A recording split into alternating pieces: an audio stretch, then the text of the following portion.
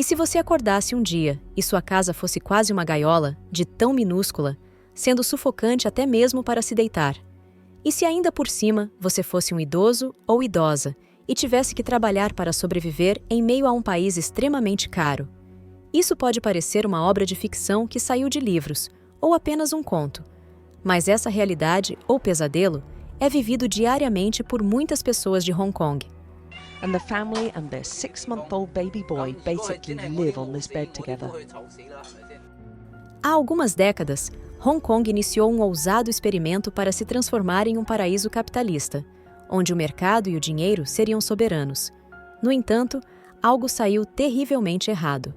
A cidade enfrenta uma grave crise habitacional, com preços de moradia extremamente caros e inacessíveis. Para um cidadão comum, economizar para um apartamento levaria mais de 20 anos, e os aluguéis consomem mais de metade da renda das pessoas.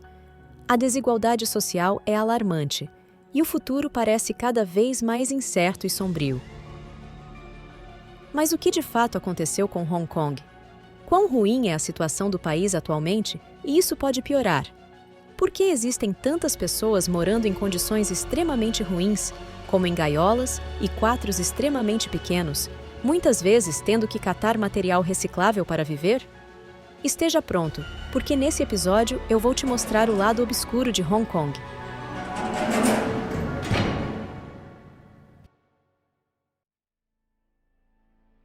Você provavelmente já se deparou com as estatísticas. Hong Kong é reconhecida como a cidade mais cara do mundo para se viver. Muitos dos seus habitantes enfrentam condições de vida que seriam impensáveis em outras localidades tão prósperas quanto Hong Kong. A cidade ostenta o título de ter os imóveis menos acessíveis globalmente, superando até mesmo cidades que já são muito caras como Nova York, São Francisco e Los Angeles. Para a pessoa média, adquirir um apartamento em Hong Kong exigiria mais de 2 décadas de economia, caso ela não gastasse absolutamente nada da sua renda. Além disso, os inquilinos despendem, em média, mais de 50% de sua renda com aluguel, uma proporção superior à de qualquer outra cidade no mundo. Apesar das circunstâncias, as pessoas ainda precisam de um lugar para morar, e assim surgiu o fenômeno dos chamados cage homes, também conhecidos como gaiola, ou casa de caixão. O termo oficial para essas habitações é subdivided flats, apartamentos subdivididos, pois essencialmente são apartamentos comuns de Hong Kong divididos ainda mais, frequentemente de forma ilegal, em um grande número de unidades de convivência extremamente pequenas. É como se fosse um pequeno quarto dividido em dezenas de quartinhos, em gaiolas com o mínimo de espaço possível. Para ilustrar o quão diminutas são essas unidades, considere o seguinte: um apartamento médio em Tóquio, Nova York, Paris ou Hong Kong já é pequeno, mas o tamanho médio de um apartamento subdividido, também conhecido como cage home, é ainda menor do que o de uma vaga de estacionamento padrão nos Estados Unidos. Muitos desses espaços são ainda mais reduzidos.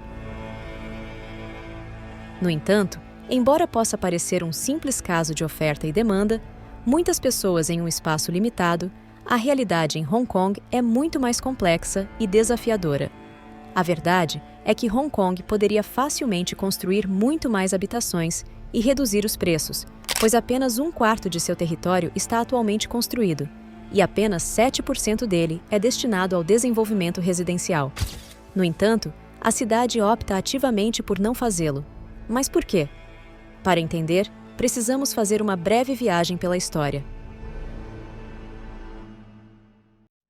Durante grande parte de sua história, Hong Kong era apenas uma vila de pescadores sem grande relevância na periferia da China. Mesmo após ser tomada pela Grã-Bretanha, seu crescimento era lento e parecia que permaneceria insignificante. No entanto, após a Segunda Guerra Mundial, o governo colonial britânico tomou uma decisão radical que moldou o futuro de Hong Kong, com todas as suas conquistas e desafios. Essa decisão foi baseada nos princípios da não intervenção positiva, essencialmente uma forma pura de capitalismo. A ideia era que regulamentações e intervenções governamentais impediam o progresso econômico, e o governo deveria se manter à margem. Hong Kong seguiu essa abordagem até o final do século XX. A cidade não tinha tarifas, alfândega, salário mínimo esquema de pensão oficial, lei de concorrência ou sistema de bem-estar social. Além disso, Hong Kong mantinha impostos extremamente baixos, permitindo que o setor privado retivesse mais dinheiro, em vez de redistribuí-lo pelo governo. No entanto, essa decisão trouxe um grande desafio. Os impostos são a principal fonte de receita dos países, e sem essa fonte, o governo colonial precisava encontrar alternativas. E encontrou.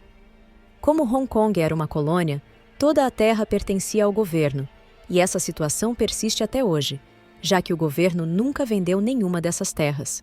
Em vez de vender de fato essas terras, o governo as aluga para desenvolvedores imobiliários, tornando os aluguéis a principal fonte de renda da cidade. Contudo, uma vez que esses aluguéis representam a principal fonte de receita em Hong Kong, eles precisam ser elevados para gerar recursos suficientes. A estratégia para manter esses valores elevados é limitar a oferta de habitações. Em outras palavras, o governo é incentivado a manter os preços altos, pois quanto mais caros forem, maior será a arrecadação. Assim, a cidade acaba alugando apenas uma pequena parcela de suas terras, que poderiam ser utilizadas para construir mais propriedades. Esse cenário também beneficia os empreendedores imobiliários, pois sabem que qualquer construção que realizem será vendida a preços desejados. Com a oferta restrita, não há concorrência, e eles detêm um monopólio absoluto no mercado. Entretanto, para as pessoas comuns, essa situação significa que a quantidade de moradias disponíveis é extremamente limitada e insuficiente para atender a população da cidade. Além disso, o alto custo da habitação não é o único resultado indesejado da política de não intervenção. Apesar do alto produto interno bruto, PIB, em 2020, cerca de 23% da população de Hong Kong, aproximadamente 1,6 milhão de pessoas, viviam abaixo da linha de pobreza.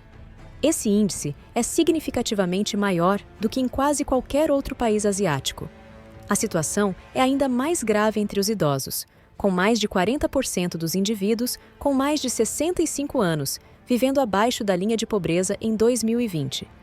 Isso resultou no fenômeno das vovós de papelão, idosos que coletam caixas de papelão pela cidade para vendê-las a recicladores, já que muitas vezes essa é a única fonte de renda que conseguem obter. Com o passar do tempo, a situação em Hong Kong tem gradualmente piorado em vez de melhorar, e a taxa de pobreza quase dobrou desde a década de 1980. Mas por que isso aconteceu na realidade? Por que há tantas pessoas pobres em uma das cidades mais ricas do mundo, especialmente quando o desemprego é baixo e a economia tem crescido de forma significativa? A resposta reside na extrema desigualdade na distribuição de riqueza em Hong Kong. No entanto, essa disparidade não é acidental. O desenvolvimento da cidade ocorreu em duas ondas distintas de progresso. Primeiramente, na década de 1950, Hong Kong prosperou graças a uma onda de industrialização, especialmente na fabricação têxtil. Isso foi impulsionado por baixos impostos, facilidade de exportação e uma mão de obra barata, composta por milhões de imigrantes vindos da China. Esses imigrantes buscavam empregos, enquanto os fabricantes de têxteis necessitavam de trabalhadores. Como resultado, Hong Kong prosperou economicamente. No entanto, tudo mudou no final da década de 1970, quando a China passou por uma transformação econômica sob a liderança de um novo líder, que sucedeu o presidente Mao. Essa mudança abriu uma oportunidade para Hong Kong.